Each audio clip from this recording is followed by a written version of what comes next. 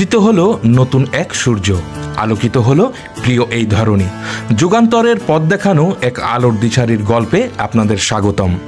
গল্পটা এক দিগন্তজোড়া মত্ত মাঠে একলা এক কৃষাণের স্বপ্ন জয়ের মতো। শিক্ষাগুরু মরহুম গোলাম সরোয়ার মিয়া এমনই একজন স্বপ্নচারী মানুষ গড়ার কারিগর, যিনি আমৃত্যু নিজের ধ্যান জ্ঞান আর স্বপ্ন বিলিয়ে দিয়েছেন সন্তানতুল্য শিক্ষার্থীদের আলোকিত ভবিষ্যৎ গড়তে। ঝিনাইদহ শৈলকুপার সমৃদ্ধ কাচেরকোল ইউনিয়ন সহ তৎসংলগ্ন অঞ্চলের নারী শিক্ষায় অনন্য শিক্ষা প্রতিষ্ঠান কাচেরকোল মরিয়মনেসা বালিকা উচ্চ বিদ্যালয়ের ইতিহাস সেরা এই সাবেক প্রধান শিক্ষক 1954 সালের 21শে জুলাই একই উপজেলার বৃত্তিদেবী রাজনগর গ্রামে এক সম্ভ্রান্ত মুসলিম পরিবারে জন্মগ্রহণ করেন। বাবা মায়ের আরাধ্য ঐতিহ্যবাহী পরিবারের এই জ্যেষ্ঠ সন্তান ছোটবেলা হতেই ছিলেন দারুণ মেধাবী, ধার্মিক, পরিশ্রমী, শৃঙ্খলাপূর্ণ এবং নিবেদিত প্রাণ। দূরদর্শী ও দরদি এই শিক্ষকের শিক্ষাজীবন ছিল অধ্যাবসায়ী ও সংগ্রামে ভরপুর। 1970 সালে তিনি স্বপ্নের বিদ্যাপীঠ ঐতিহ্যবাহী বেনীপুর বহুমুখী মাধ্যমিক বিদ্যালয় হতে সাফল্যের সাথে ম্যাট্রিকুলেশন পাশ করেন। পরবর্তীতে শৈলকুপা ডিগ্রি কলেজ হতে ইন্টারমিডিয়েট ও কুষ্টিয়া সরকারি কলেজ হতে বিএসএস সহ রাজশাহী বিশ্ববিদ্যালয়ের অধীনে রাষ্ট্রবিজ্ঞান বিষয়ে সাফল্যের সাথে এমএস ডিগ্রি অর্জন করেন।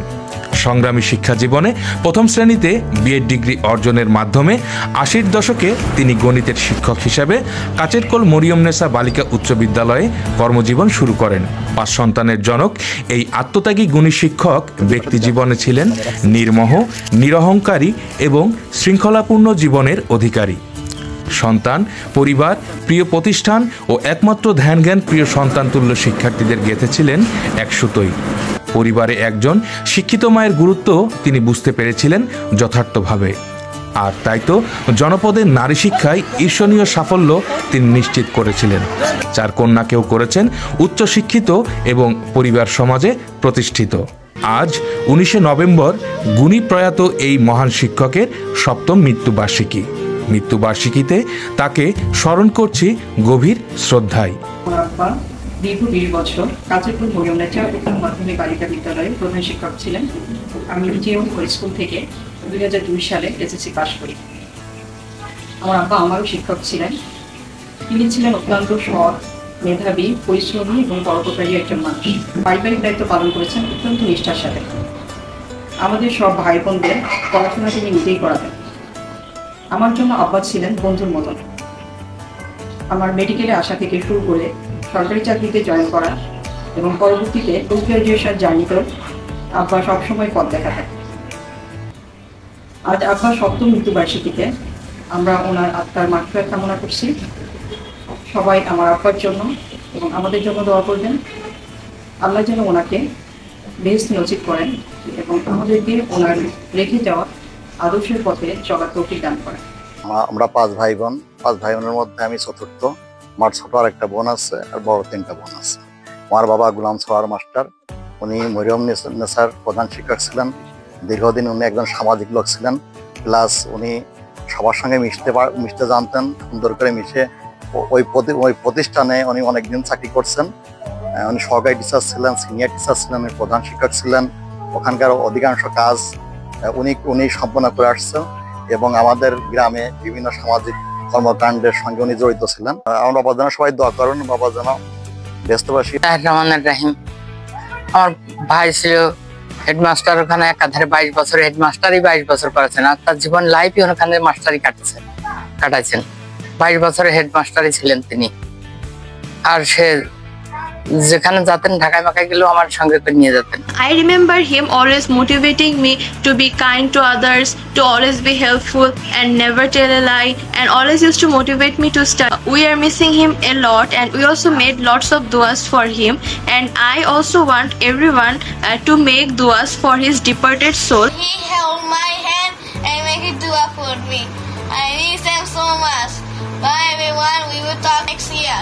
স্যারের কাছে প্রাইভেট পড়তাম আমি ক্লাস 4 থেকে ক্লাস 8 পর্যন্ত। স্যারের কাছে আমি প্রাইভেট পড়েছি। আর আমি তো ওই সময় নানা বাড়িতে থাকতাম, বৃত্তিপাড়া গ্রামে, এবং স্যারও বৃত্তিপাড়া গ্রামে থাকতেন। তো সারোয়ার স্যার আসলে অনেক ভালো একজন শিক্ষক ছিলেন। উনি খুব সুন্দর করে বোঝাতে পারতেন। আমি মনে করি যে আমার রেজাল্টের পিছনে সারোয়ার স্যারের যথেষ্ট অবদান আছে। সারোয়ার স্যার আমার একটা চমৎকার ভিত তৈরি করে দিছিলেন। আর সারোয়ার স্যারকে আমরা সবসময় অনেক ধার্মিক একজন মানুষ হিসাবে দেখছি যে তার দরিদ্র আত্মীয় স্বজনদেরকে হেল্প করতে। আমি জানি যে অনেক স্টুডেন্ট ঠিকমতো টাকা পয়সা দিতে পারতো না, তারপরেও স্যার তাদেরকে এরকম পড়ানো কন্টিনিউ করতেন। আর স্যারের আরেকটা গুণ দেখছি যে এরকম যখন কোনো কিছু পড়াতেন ওইটার সঙ্গে বাস্তব জীবনের সংযোগ করে দেওয়ার চেষ্টা করতেন। যেমন অঙ্কে যখন বাজেট পড়াতেন তখন যেরকম ব্যক্তিগত জীবনে কি করে যেরকম বাজেটটা রাখা উচিত, আয় ব্যয়ের সমতা রাখা উচিত, এগুলো সম্পর্কে বলতেন। আমি কাছেরকোল মরিয়ম নেসা উচ্চ বালিকা বিদ্যালয়ে ৬ষ্ঠ শ্রেণী হতে ১০ম শ্রেণী পর্যন্ত ৫ বছর লেখাপড়া করি এবং সেখান থেকে এসএসসি পরীক্ষায় অবতীর্ণ হয়ে কৃতিত্বের সাথে উত্তীর্ণ হই। আমার এই ৫ বছর পড়ালেখাকালীন ওই স্কুলের আমার অন্যতম একজন শ্রদ্ধাভাজন শিক্ষক ছিলেন জনাব মোহাম্মদ গোলাম সরোয়ার। স্যারের মৃত্যুবার্ষিকীর প্রাক্কালে স্যারকে আমি অত্যন্ত শ্রদ্ধার সাথে স্মরণ করছি। সেই সাথে আমি শ্রদ্ধাভরে স্মরণ করছি আমার অন্যান্য শ্রদ্ধাভাজন শিক্ষককে। আমরা যখন কাছেরকোল মরিয়ম নেসা স্কুলে পড়ালেখা করি তখন স্যার ছিলেন ওই স্কুলের একজন সহকারী শিক্ষক। পরবর্তীকালে তিনি এই স্কুলের প্রধান শিক্ষক সহ অন্যান্য স্কুলের প্রধান শিক্ষক হয়েছিলেন। স্যারকে আমি একজন নিষ্ঠাবান শিক্ষক হিসাবে দেখেছি। তার মধ্যে যে আদর্শ দেখেছি সেটা আসলে তুলনাহীন। স্যার ছিলেন আমাদের অঙ্কের টিচার। ক্লাস 9 থেকে এসএসসি পর্যন্ত ক্লাসের পাশাপাশি ওনার কাছে আমি প্রাইভেটও পড়েছি। শুধু আমি না, আমার ছোট ভাই, আমার ছোট বোন দীর্ঘদিন স্যারের কাছে পড়েছে। পড়ালেখায় স্যার ছিলেন যেমন স্ট্রিক্ট তেমন কোঅপারেটিভ। স্যারের অবদানের কথা কি বলবো। মরিয়ম নেসা স্কুল যতদিন আছে স্যার অবিস্মরণীয় হয়ে থাকবেন। কর্মজীবনে তিনি ছিলেন শতভাগ সফল, গড়েছিলেন দায়িত্বশীলতার এক অপূর্ব নজির। আপোষহীন মানসিকতায় নিজেকে ছাড়িয়ে গিয়েছেন সর্বদা। খণ্ডকালীন শিক্ষক হতে বিদ্যালয়ের ইতিহাস সেরা প্রধান শিক্ষক হয়ে ওঠার গল্পটা আজ তাই অনুসরণীয় ও অনুপ্রেরণার আরেক নাম। প্রখর মেধা, কঠোর পরিশ্রম ও দায়িত্বশীলতার জন্য তিনি ছিলেন প্রতিষ্ঠান প্রধানের অত্যন্ত আস্থাভাজন। পেশাগত দায়িত্বের পাশাপাশি গণিতে বিশেষ পারদর্শিতার জন্য তিনি শিক্ষার্থীদের মাঝে হয়ে ওঠেন দারুণ জনপ্রিয়। শিক্ষাদানের কৌশল, বন্ধুবাৎসল্য ব্যক্তিত্ব এবং নৈতিক শিক্ষায় কঠোর এই শিক্ষক ১৯৯৪ সালে প্রধান শিক্ষকের দায়িত্বভার গ্রহণ করেন। সকল সহকর্মীকে সাথে নিয়ে তিনি গড়েছিলেন এক স্বপ্নের শিক্ষা প্রতিষ্ঠান। গুণগত যুগোপযোগী শিক্ষা, শৃঙ্খলাবোধ, নৈতিক চেতনা ও ধর্মীয় অনুশাসন প্রতিষ্ঠাই ছিল তার একমাত্র লক্ষ্য। বিদ্যালয়টিতে তার সময়ে শুরু হয় পরিপূর্ণ বিজ্ঞান চর্চা এবং মেধাভিত্তিক সেরা ফলাফলে জায়গা করে নেয় যশোর শিক্ষা বোর্ডে একাধিক শিক্ষার্থী। বিদ্যালয়ের দ্বিতল ভবন এবং কাচেরকোল মহিলা গণগ্রন্থাগার তার হাতেই প্রতিষ্ঠা পায়। তার কর্মজীবনে আমি বলবো এই স্কুলের একটা স্বর্ণযুগ বললেই বেশি বলা হয় না। তার আমলে আমার স্কুলের অনেক ভালো ভালো রেজাল্ট হয়েছে। আমি কাছেরকোল মরিয়ম নেসা মাধ্যমিক বালিকা বিদ্যালয়ে ১/৭/২০১৫ সালে প্রধান শিক্ষক হিসাবে যোগদান করি। যেসব শিক্ষক আছে তাদের কাছ থেকে শুনছি মুখে, সে একজন দক্ষ হেডমাস্টার ছিলেন। স্যারের হাতেই এই প্রতিষ্ঠানে সহকারী শিক্ষক হিসেবে প্রথম নিয়োগপ্রাপ্ত হই এবং সেই সময় থেকেই ২০১৪ সাল পর্যন্ত তার সাথে আমি সহকারী শিক্ষকের দায়িত্ব পালনকালীন তার দক্ষতা আমাকে অনেকটাই শিক্ষকতা জীবনের অনেক প্রাপ্তি এনে দিয়েছে। স্যার অত্যন্ত একজন দক্ষ এবং যোগ্য হেড টিচার ছিলেন। গ্রস্ত রোগে ২০০৬ সালে উনি অসুস্থ হয়ে পড়েন।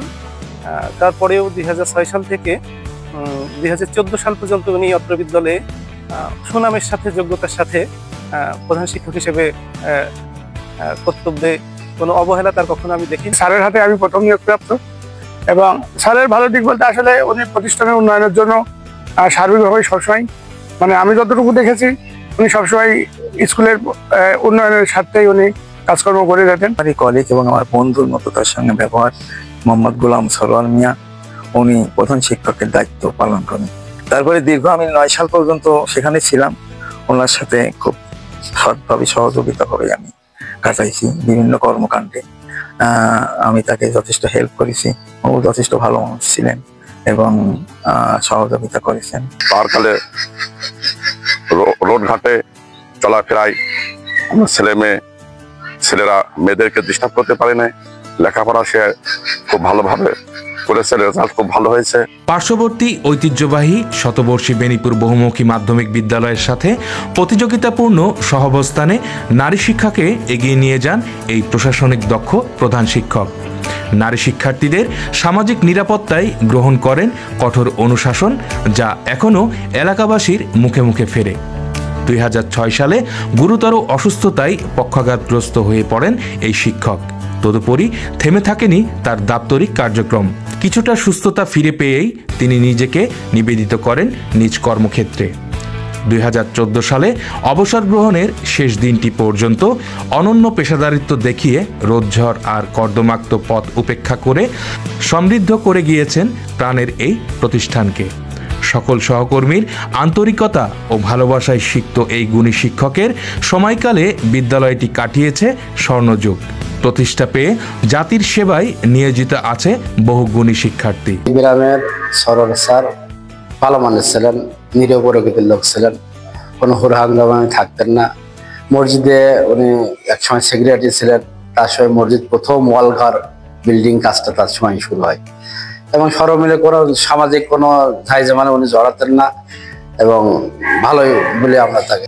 উনি খুব ভালো মানুষ ছিলেন। আমার অনেক সিনিয়র বড় ভাই হেডমাস্টার ছিলেন কাছে করে মরিয়মনেসার, দেখা যাচ্ছে আমাদের বাচ্চা কাছে স্কুলে পড়েছে, গেছি খুব সম্মান করেছে ছোট ভাই হিসেবে এবং যতটুকু পারছে সাহায্য সহানুভূতি সব দিক সে করেছে। 5 ওয়াক্ত নামাজ কালাম পড়ছে। উনি অমায়িক লোক, উনার সাথে আমাদের মধুর সম্পর্ক ছিল এবং সমাজেও তার একটা গ্রহণযোগ্যতা ছিল এবং সফল হেড টিচার। ঝিনাইদহ জেলার শৈলকুপা অন্তর্গত এই শিক্ষা সংস্কৃতি সমৃদ্ধ জনপদে শিক্ষার আলো ছড়িয়ে চিরস্মরণীয় হয়ে আছেন এমন আত্মত্যাগী মহান শিক্ষকদের মাঝে তিনিও অন্যতম ও চিরস্মরণীয়।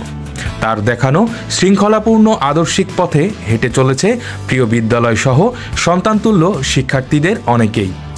তাই সামাজিক এই অস্থির সময়ে শিক্ষার মর্যাদাকে আরও এগিয়ে নেবার ক্ষেত্রে আদর্শিক এই মহান শিক্ষক হতে পারে যথার্থ অনুপ্রেরণা ও উদাহরণ। এমন গুণীজন বারবার ফিরে আসুক পশ্চাৎপদ নারী জাগরণের পথিকৃৎ হতে। 2018 সালের 19শে নভেম্বর আজকের এই দিনে নিষ্ঠাবান দায়িত্বশীল এই গুণী শিক্ষক না ফেরার দেশে পাড়ি জমান। আজ তার 7ম মৃত্যুবার্ষিকী। পরিবার পরিজন, প্রিয় প্রতিষ্ঠান ও সন্তানতুল্য সকল শিক্ষার্থী এবং অত্র অঞ্চলের সকল শুভাকাঙ্ক্ষীর পক্ষ হতে আজকের এই দিনে মহান এই শিক্ষকের আত্মার মাগফরাত কামনা সহ জানাই গভীর শ্রদ্ধাঞ্জলি।